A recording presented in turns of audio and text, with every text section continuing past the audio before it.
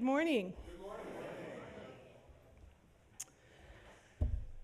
It's time for our annual Gratitude Festival. As we walk towards the end of November, the month that turns autumn into winter, our national holiday is often focused on the kitchen. As someone who loves to cook, I have a lot of fun with this. Planning the menu, thinking about old favorites and new experiments, but we have so much more to be grateful for than just the food. Living with the constant chorus of unpredictable change, many of us can resonate with the lament of Bilbo Baggins, that famous hobbit, whose fondest wish was not to be famous, not to do anything that involved adventures or exploits that might bestow fame. Staying in the kitchen would have been just fine with him, or even better, just staying at the table. I've been watching Ken Burns' newest documentary, The American Revolution, and it offers the stories of many who did leave the kitchen, running towards conflicts that they imagined would change the world for the better. Some of them fought for the ideals of the Enlightenment for decades, and some of them died very young. I often remind my yoga students that world peace starts with inner peace. If you're not okay, it's challenging to make the world a better place because you got to start where you are. And after that, taking on the world feels more possible. Last month, I treated myself to a wonderful holiday, and I came home feeling renewed. But I came home to the news that a friend had died from suicide. I was floored. I'm still in that space where thinking about him feels very sad, and it takes a moment to remind myself I'm speaking in the past tense. He was a brilliant man whose professional accomplishments were highly regarded, whose activism and involvement spanned many organizations, and it seemed that he was very connected to his community. From the evidence we have now, he was not. The shock that he would end his life is still shocking. He was trying very hard to make the world a better place, but without taking care of the things that would have made his life a better place. I don't know what it was that drove him to despair, but if you want your life to change, you have to change your life, and that's hard, but it's also worth it. While the idea that you can't pour from an empty cup is an ancient Zen proverb, it's a very basic modern truth. You can't give what you don't have, and that includes peace. So while I'm advocating for all of us to engage in exploits and adventures that can and will shift the balance of our society in favor of justice and equity, I'm also offering a gentle reminder that your life belongs to you. It's your sacred honor to live it in ways that feel good, that nurture your strength and your health, mental, physical, and spiritual. Practice your art, play the flute, knit the scarf, carve the sculpture, whatever gives you delight. For me, I'm pretty sure I'll be in the kitchen, toasting some spices, chopping some vegetables, not just because it has to be done, but because I really love to do it. So let's remember gratitude in all that we do, allowing ourselves to be grateful even for the hard losses. You can learn from other people's mistakes. You don't have to make them yourself. Someone is appreciating your presence, someone is cherishing your support, and someone is sharing your peace. Come, let us worship together.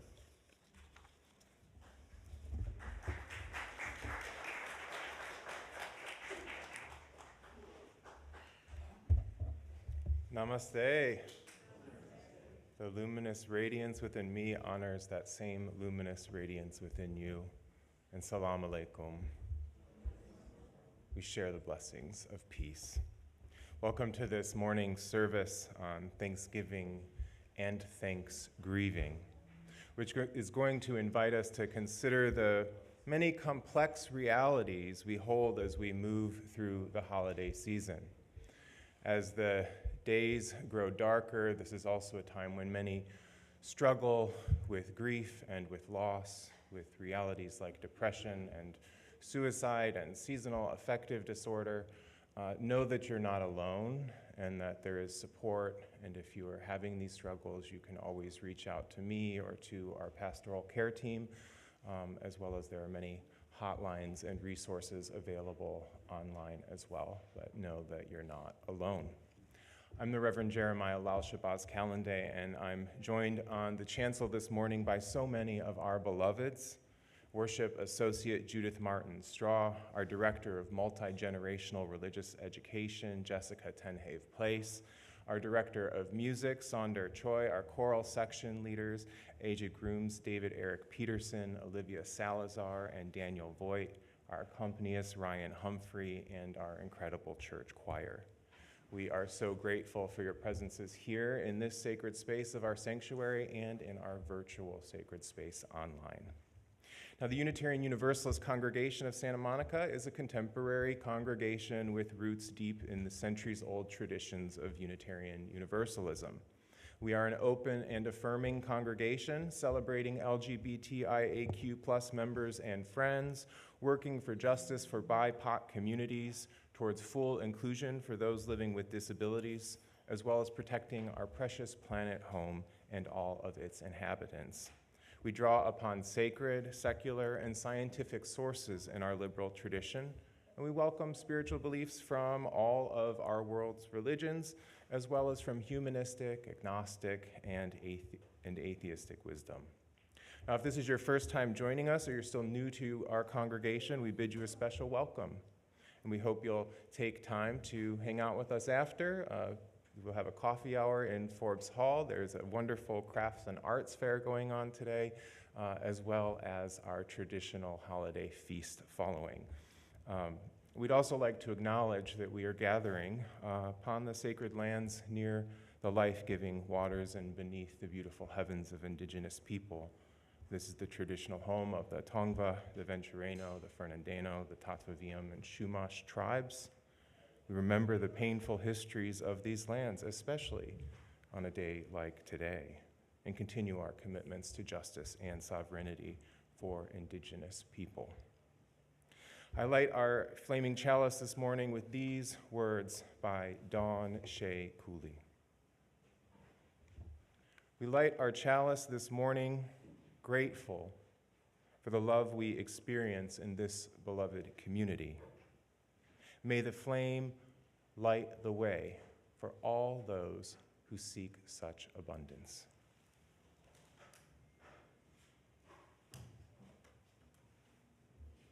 So let us rise in body or spirit and sing our opening hymn, number 69 in our gray hymnal, Give Thanks, and then please remain standing for our covenant and hymn of praise.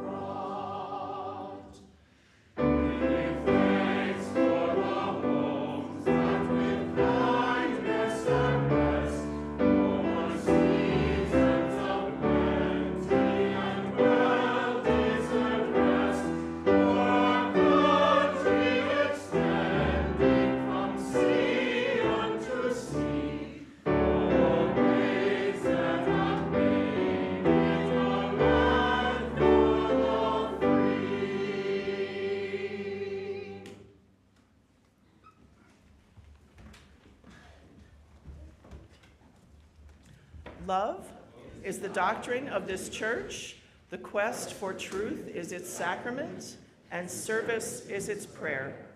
To dwell together in peace, to seek knowledge in freedom, to serve humankind in fellowship. Thus do we covenant with each other. El amor es la esencia de esta iglesia.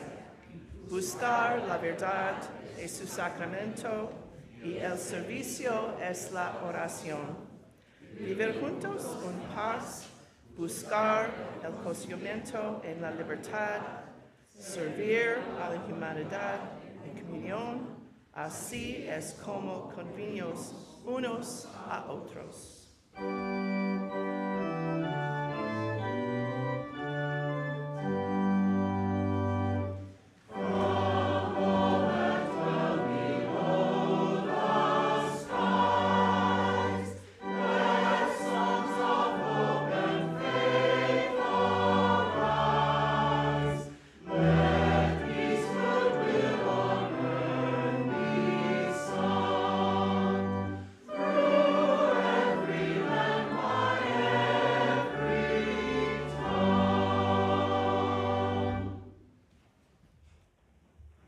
Please be seated.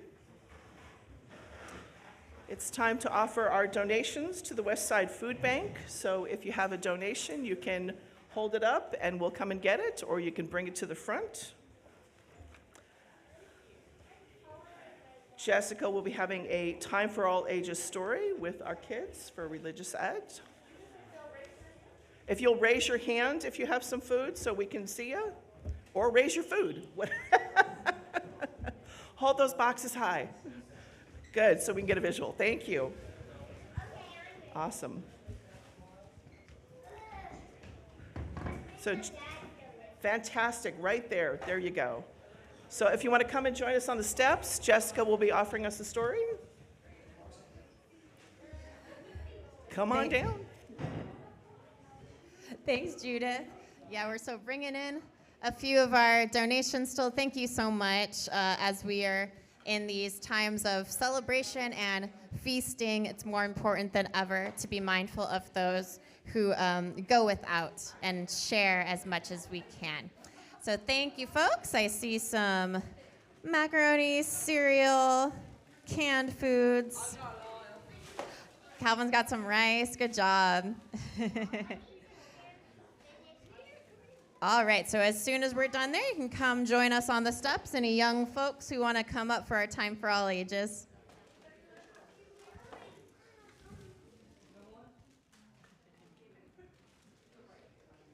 All right, you want to come sit by me? Good to see everyone today. So today, I want to share a story with you. A myth told by the Seneca people of North America. Do we happen to have any Seneca people with us here today? Just wanted to check. You'd be a long way from home.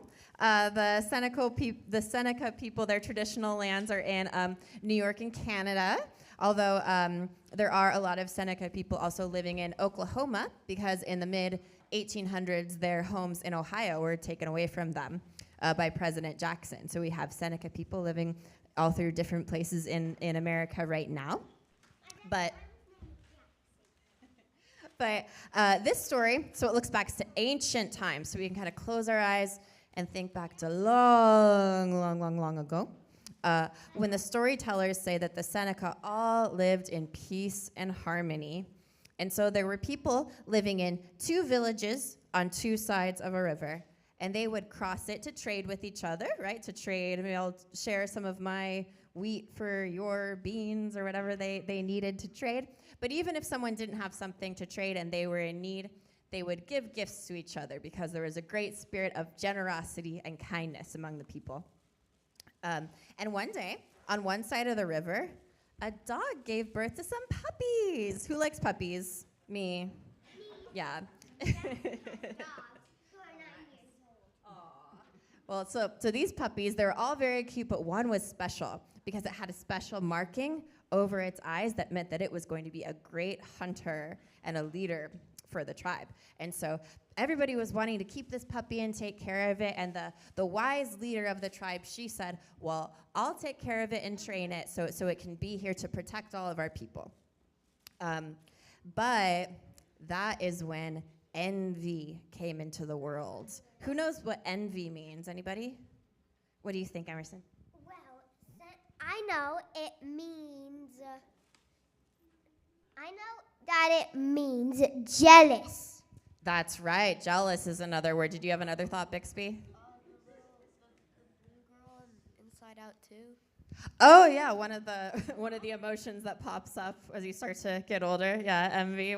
Calvin, what do you think about envy or jealousy? I don't know. I'm so confused about this. So, as envy came into the world, right, because people were looking at that puppy and saying, we want him to live on our side of the river. We want him to live on our side of the river.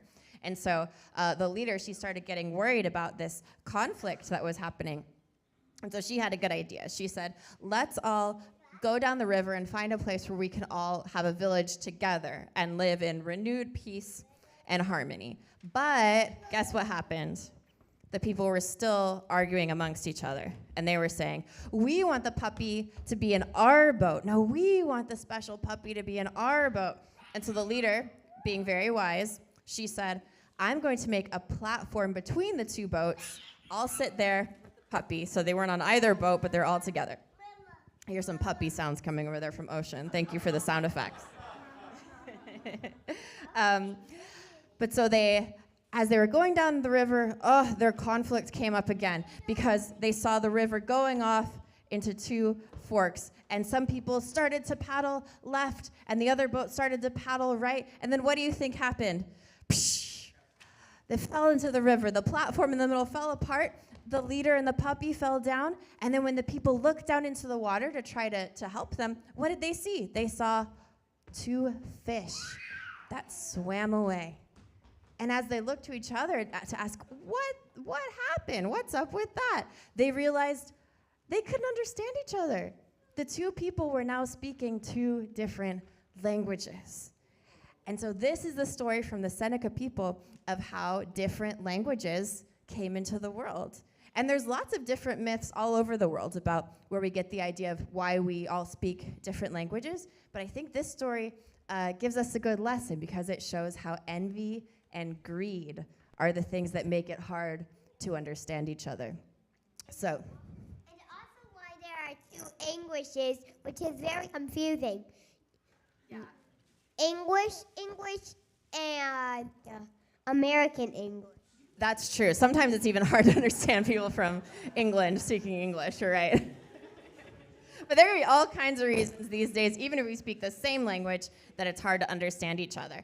And so I want us to remember as we celebrate Thanksgiving coming up, well, today and maybe later next week with our families, that we can make the choice to be thankful and generous instead of making the choice to be envious and greedy, because that's a thing that keeps us from understanding each other, where generosity and thankfulness, those are things that bring us together. So we're going to keep on learning. We're going to keep on sharing our thoughts as we go off to the cottage.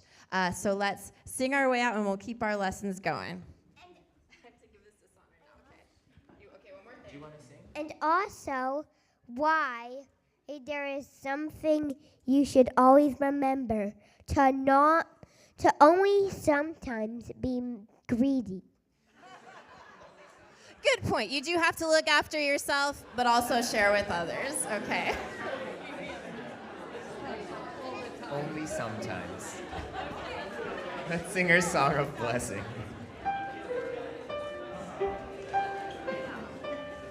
Go now in peace, go now in peace. May the spirit of love surround you as you go, as you go on your way.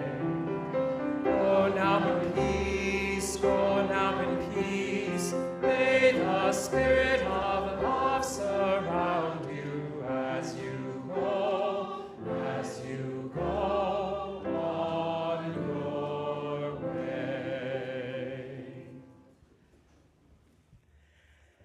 And as I started earlier, I realized I forgot, the most essential part. Hi, I'm Judith Martin Straw, and I'm your worship associate today. So I never put that on my notes, so it just goes by the wayside. So it's time for announcements. Please silence your cell phones. Unless you're connected to an urgent situation, it's also a great moment to just turn it off. Turning it off, really good for peace of mind. So it's a really busy Sunday. Remember, you can do anything and you don't have to do everything. Volunteers are always needed to help pack lunches for bunches. Right after the service, over in the shade structure, sharing our abundance with our neighbors is always needed and appreciated.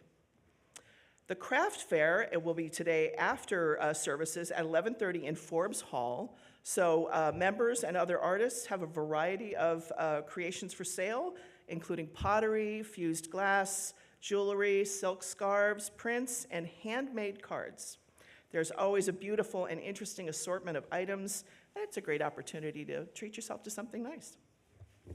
There will be a rehearsal for the holiday pageant in the cottage today starting at 12. So craft fair 11:30, rehearsal at 12. For everybody who's interested, the Friendly Beasts will be here on December 7th for our beloved Christmas tradition. So talk to Jessica if you have questions.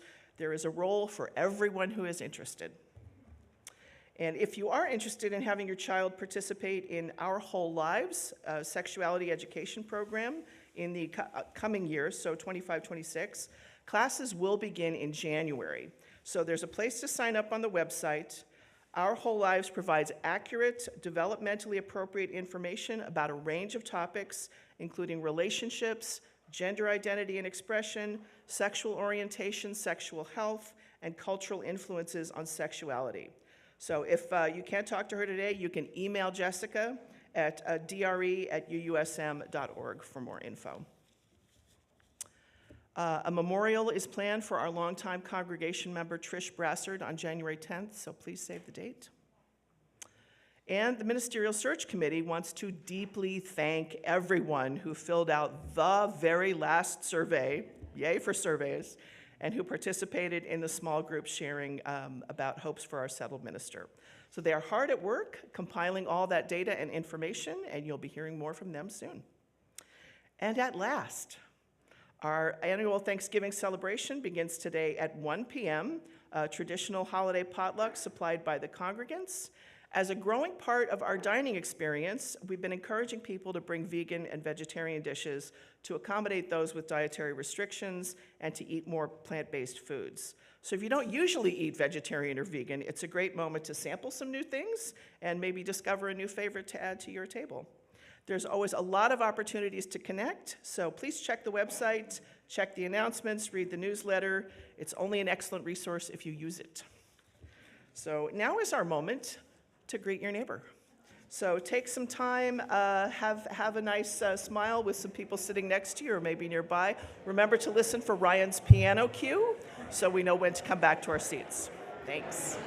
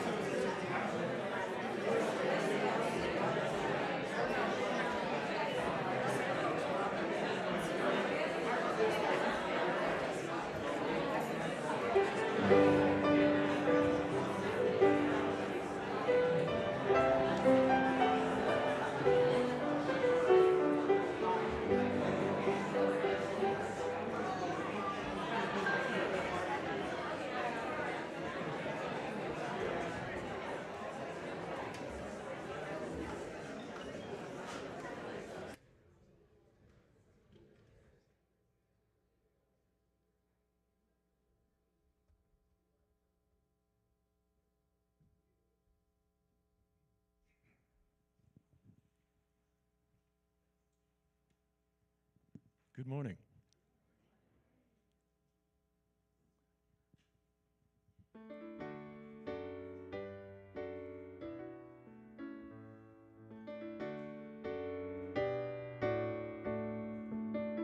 Familiar highways lined with leaves turned brown, making my way back into my hometown.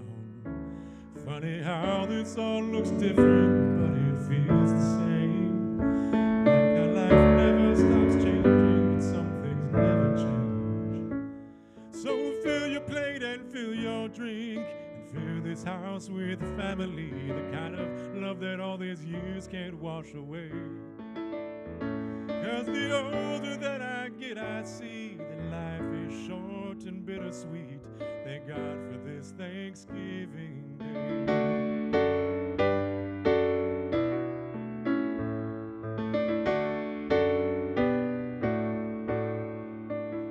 Watching football and watching families grow. The old kids' table, they all have kids of their own. Starting to see my grandfather in my nephew's eyes. Mom still can't talk about him and not almost cry. So fill your plate and fill your drink, and fill this house with family, the kind of love 1,000 miles can't wash away. 'Cause the older that I get, I see that life is short and bittersweet. Thank God for this Thanksgiving Day.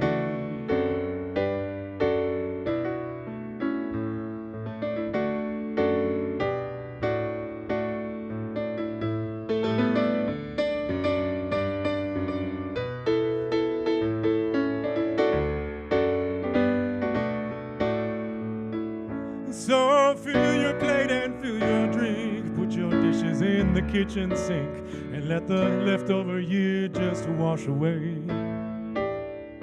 'Cause we made it through, I do believe, the longest year in history.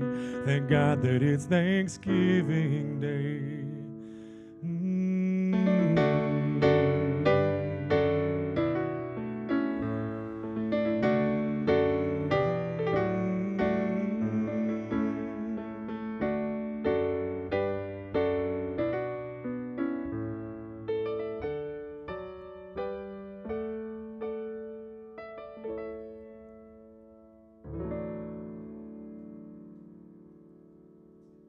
Thank you.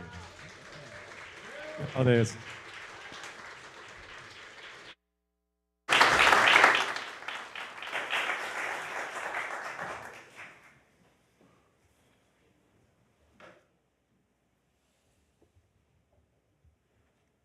In our sacred space, we have gathered to name, experience, and feel into the whole and holy that is in our midst. It is here in this sanctuary that we uplift what is of ultimate value to us: love, peace, justice, wholeness, community. It is this hour that we remember our belonging, and we remember how our lives are threads in the interdependent web of all existence. A piece of that extraordinary tapestry is woven in beauty and strength, that it might bless our lives and endure. Let us breathe together and remember all of this. In the quiet, perhaps with our eyes gently closed and our spirit settling, let us breathe in the peace of this morning and offer our breath in gratitude. Each breath returns us to center, to our wholeness, and to the beauty of life. Each breath reminds us of that serenity that is available to us no matter what hardships, struggles, or unknown challenges the future may bring. Each conscious breath helps us to transcend all of these, perhaps just for a few moments, to replenish ourselves so that we may return to those hardships and the struggles and the unknown challenges, and remember that we are ever held by peace threads in a tapestry woven in beauty and in strength. I have one joy to share with the community this morning, and that is that it is our beloved member Julie Nyquist's birthday this morning. And for those of you who know Julie, she nourishes us in mind, body, and spirit on the regular, and we are so grateful, and we hold her in the light of our beloved community. Our mindfulness prayer is in honor of the Transgender Day of Remembrance, which was on Thursday.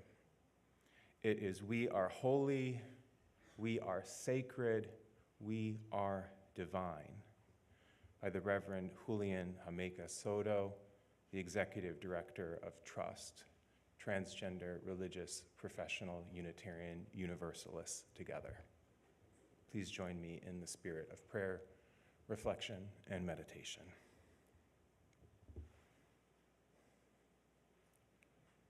Our friend, our creator and source, we come to you with words of grief and also silent rage. We know that you have made us and called us. We are trans and we are holy. We are intersex, and we are sacred. We are gender diverse, and we are divine. We know that justice is always on the side of the oppressed. Stay on our side now, Creator.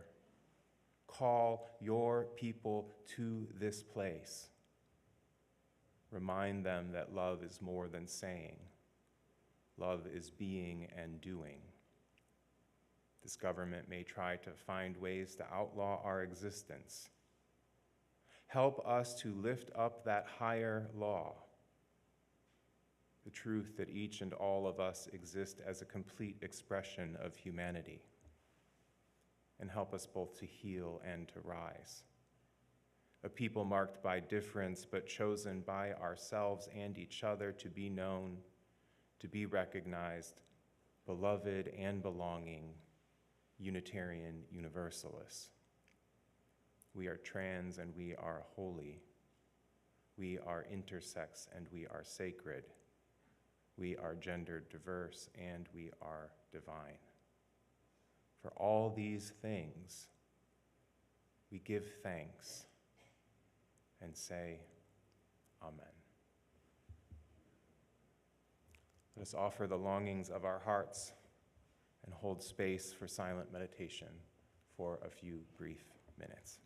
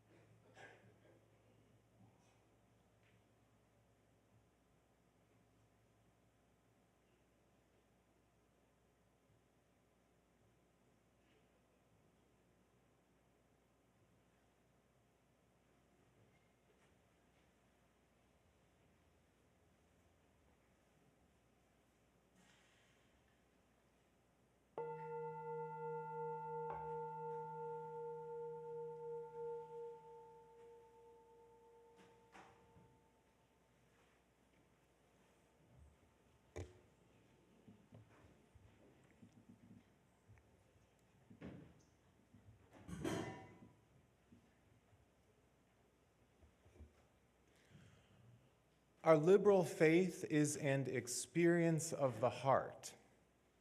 Our theological heritages taught us that our bodies are temples, and the shrine within those temples is the heart. I invite you to take a moment and feel that center of your being and breathe into that space.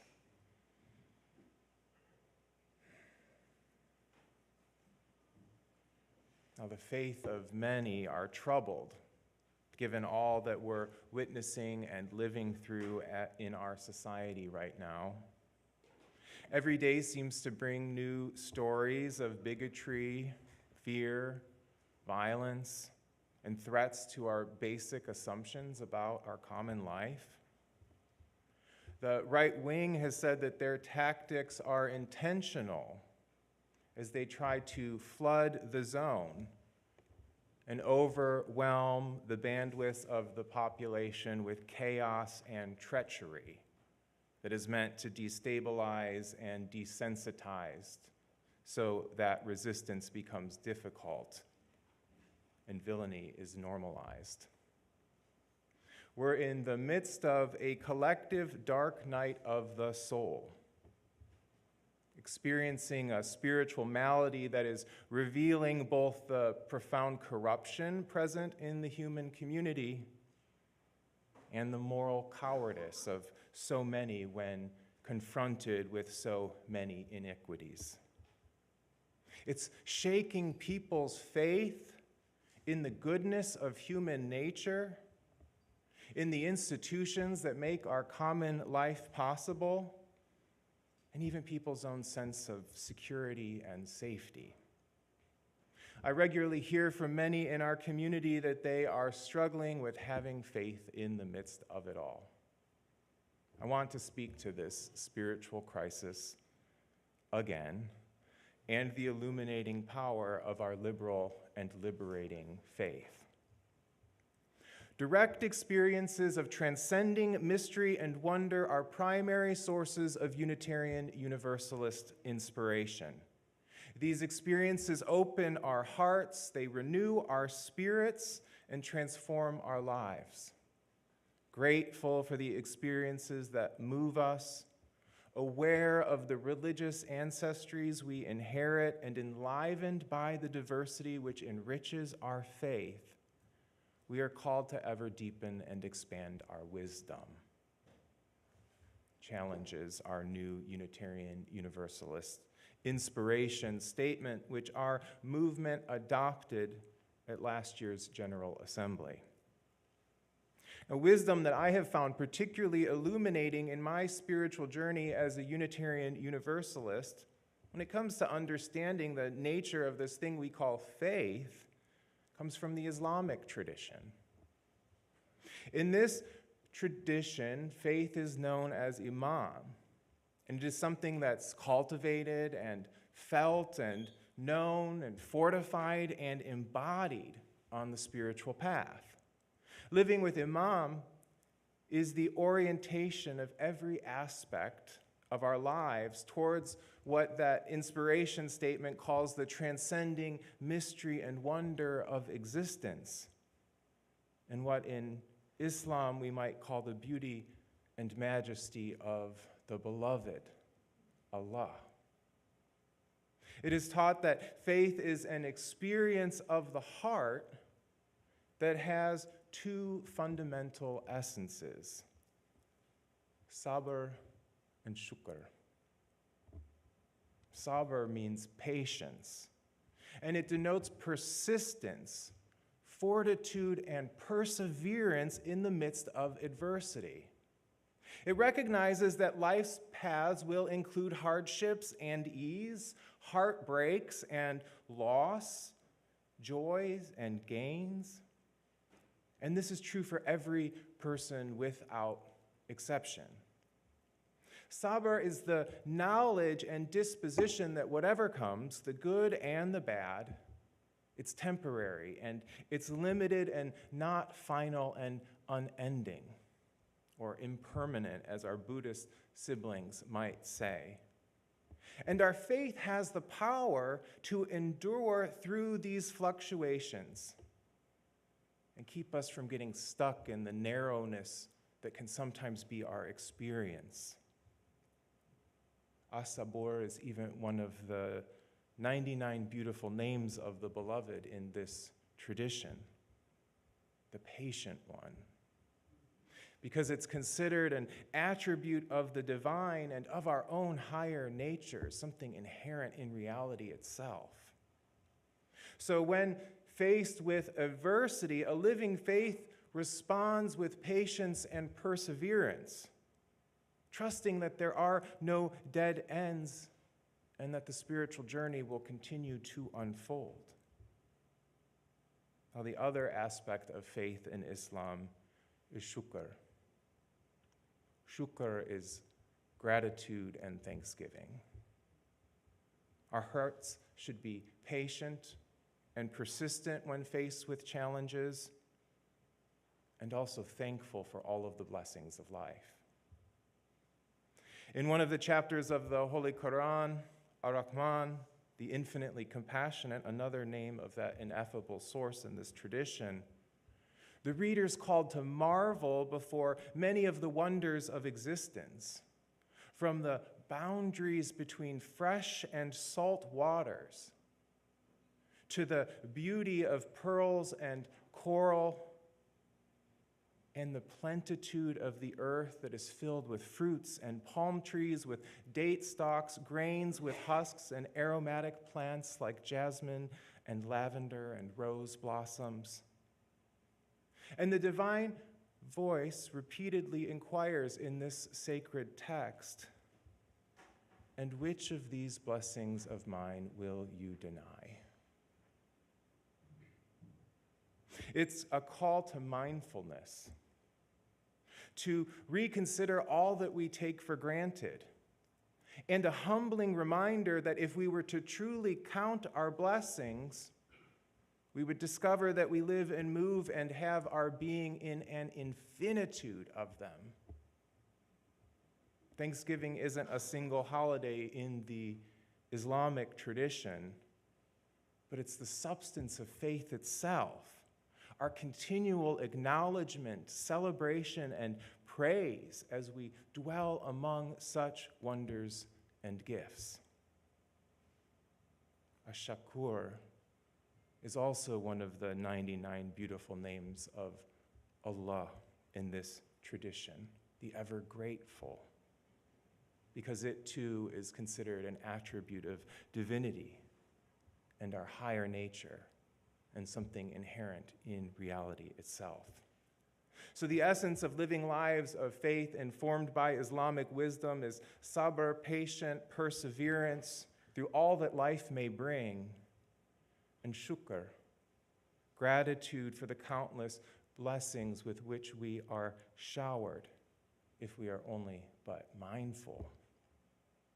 It's recorded in the tradition that the Prophet of light, peace and blessings upon him and his family, defined iman as, or faith as, knowledge in the heart, words on the tongue, and actions with the limbs of the body.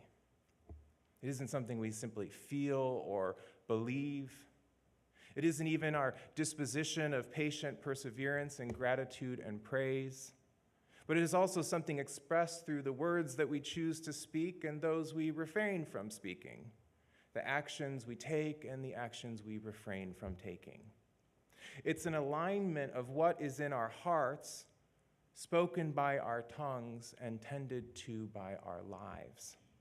So when Unitarian Universalists know that liberating love is at the center of our faith, we are also called to embody that love through our words and deeds, to truly express and live a liberal faith. Our faith is strengthened by the wisdom of sabr and shukr, as they invite us to rise above the limitations, oppressions, and challenges of our present circumstances. And they remind us to receive the multitude of gifts that are always present, no matter our circumstances. It is with such a powerful liberal faith that we can withstand the tyranny of these times in which we are living, and be beacons of hope, mercy, and love. Now, Thanksgiving is quickly approaching, and this is a holiday we have marked each year of this developmental ministry to deepen our intersectional commitments to the work of anti-racism and countering oppressions. Our holidays preserve traditions, yes, but they may also reinforce harmful legacies of white supremacy and the whitewashing of tragic historical truths.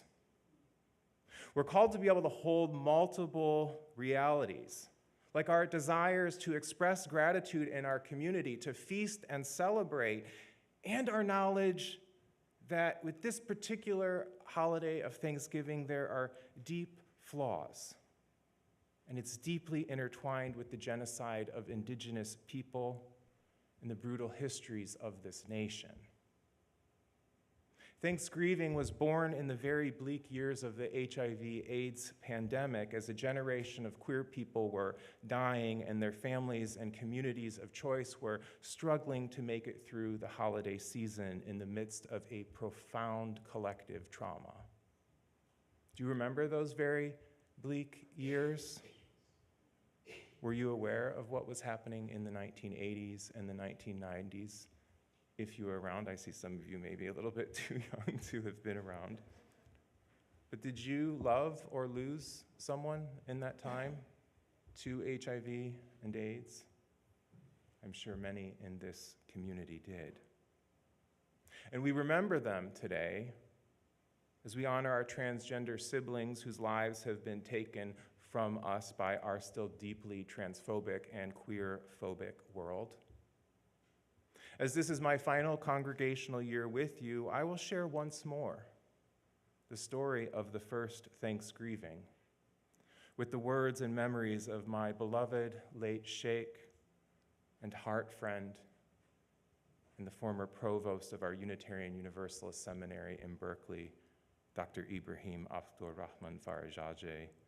May he and all of our queer and trans ancestors rest in power.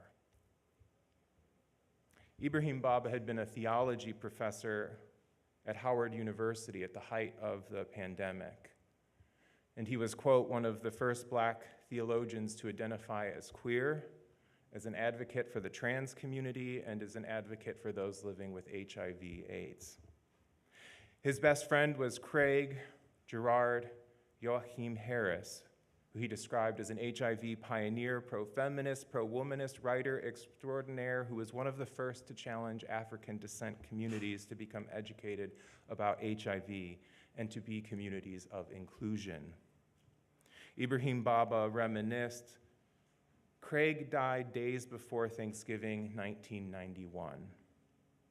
His death shifted things and added great urgency to how we would celebrate. How in the world were we going to make it through a Holy Day meal that afternoon? We struggled as we prepared our eggs, mac and cheese. We worked as though anesthetized. This was a time when we were forever getting phone calls about someone or other going to the hospital or almost dying or dying. Here was our dilemma, he writes, gratitude for all that Ar-Rahman, the infinitely compassionate one, had given us. Gratitude for the gifts of our mother, the earth. Sorrow for the dead and those dying. Anger at the government's inaction in the face of the HIV pandemic. Anger at how racism, classism, economic injustice, immigration policies, lack of health care, sexism, prison industrial complex, militarism, lack of housing, imperialism, erotophobia, disappearing people with disabilities, transphobia, homophobia, continued abuse of First Nations, Native American sovereignty rights, AIDS phobia, and AIDS apartheid conspired to make it okay for the most incredible people to die without anyone seeming to really care. And what about all of those forgotten? They were never really forgotten. People who built up the Americas, indigenous people, brown people from all over the world, poor white people. This was not just a seminar-induced dilemma. This was a real-life problem. How was it spiritually possible to hold all of these things together? Ibrahim Baba explored this dilemma with his beloved friend and fellow ACT UP activist, John Paul Hammond. We talked about this and we cried and laughed and cried and laughed. John Paul whispered into my ear the word that held it all: Thanxgrieving. We give thanks for our multitude of blessings. We express our gratitude for all things, and we grieve land stolen from people, not being in right relationship with the earth, living in intersecting oppressions. But we are still going to draw strength from the friends of the beloved, our ancestors, new and old. So we got on the phone and called people and told them the meal was on. It might be a bit subdued since we were in a major mourning, with the understanding that we were just entering into a long season of mourning. But we were going to keep moving because there was civil disobedience to be done, actions to be held, memorial services to perform. I'll never forget that first Thanksgrieving, he continues. We acknowledge the friends of the beloved, our ancestors, and in particular this new ancestor, Craig. We ate his food and told his stories and laughed, and the phone rang nonstop. And when it was all over, we prepared to go to New York so that I could perform Craig's funeral. Wow. And we made music, and we danced. And John Paul did his wild jungle bird calls, and thus Thanksgrieving was born. The retelling of these sacred stories and the carrying forward of these memories and traditions of BIPOC and queer communities living in the midst of profound oppression and loss, we too can draw strength from the friends of the beloved, our ancestors old and new. We can remember that the struggles we face today are not new. And many have come before us in the struggle for liberation and the realization of beloved community. We can embolden our liberal faith with patient determination and unending gratitude for life, with thanksgiving for those who made a way for us, with thanksgiving for the lives with whom we now share our lives, and a profound appreciation for the myriad of blessings in all of these. May it be so. Amen, amen, and blessed be.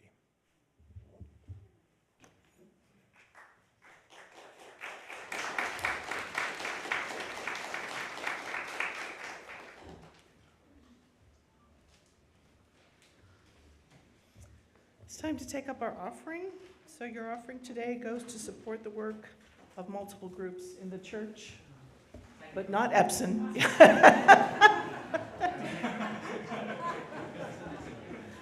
That's right, we can riff. We'll just vamp. So half of our Sunday offering goes to a community organization, and this month we are partnered with the United American Indian Involvement, which promotes physical, behavioral, and spiritual well-being of American Indian and Alaska Native communities in urban Los Angeles while preserving their cultures and traditions. So they've been a part of Los Angeles since 1974. They have programs for youth, for families, and for individuals, and have been active in emergency shelters for fire victims from the January fires. So we invite you to contribute in whatever way feels good for you. Ways to give are sometimes displayed up there, but you know how it works, right? There'll be a Q code, you can write a check, all that good stuff. You can also just click into the website and go into donation. So thank you for all that you give and also your time and care for the church and beyond. Ushers are invited to come forward, and your offering will now be gratefully received.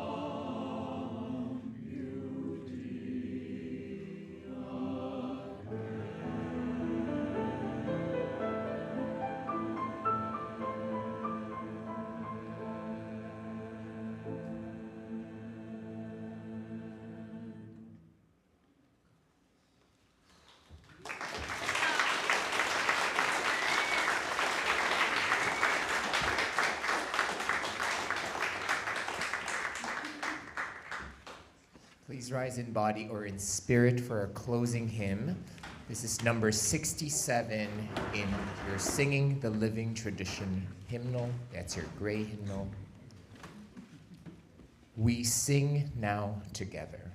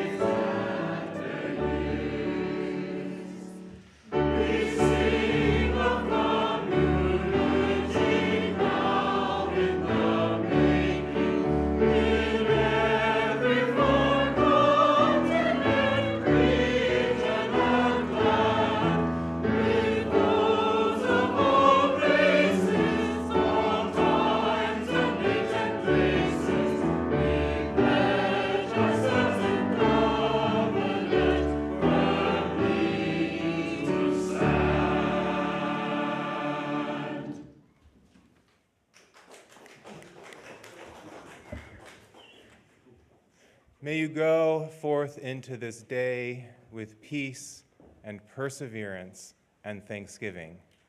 May you hold fast to that which is good and return to no person evil for evil. But may you strengthen the faint of heart, support the weak, help the afflicted, honor all beings.